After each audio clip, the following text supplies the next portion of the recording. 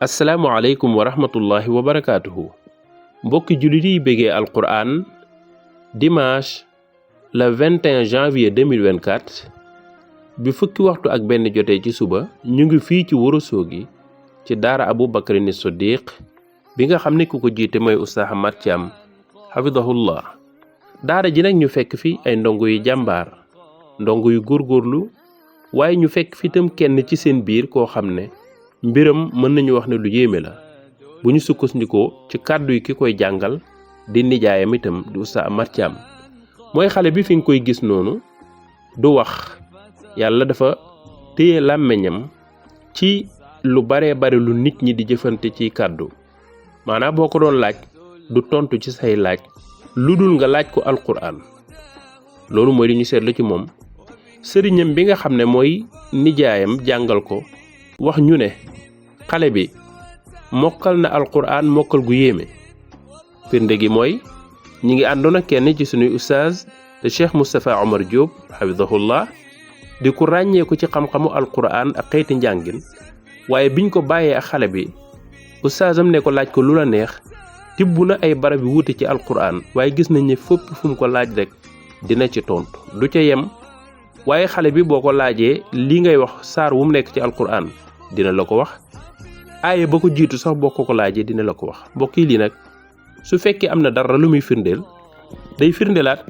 kéemtaanu yàlla subhaanahu wa taala gi mu def ci alquran waaye itam kéemtaan yi nga xam ne dañ ko daan gis ci réew yeneen yi mu ñuy yéem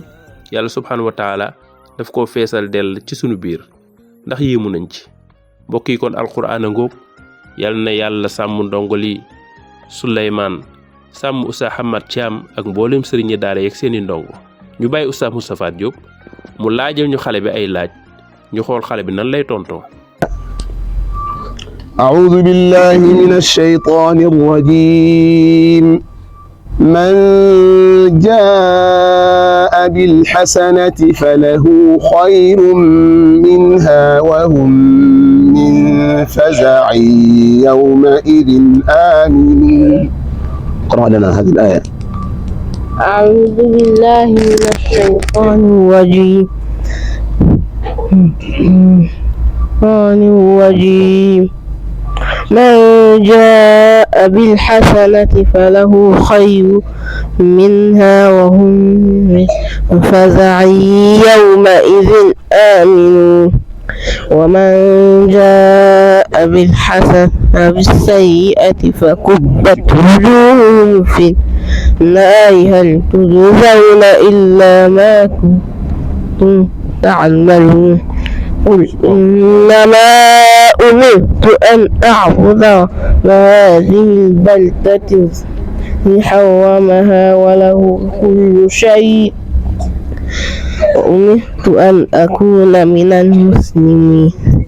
وأن أتلو القرآن. هذا في السورة سورة النمل. ما شاء الله بارك الله فيكم. النمل. ما شاء الله بارك الله فيكم. اقرأ من قول الله تعالى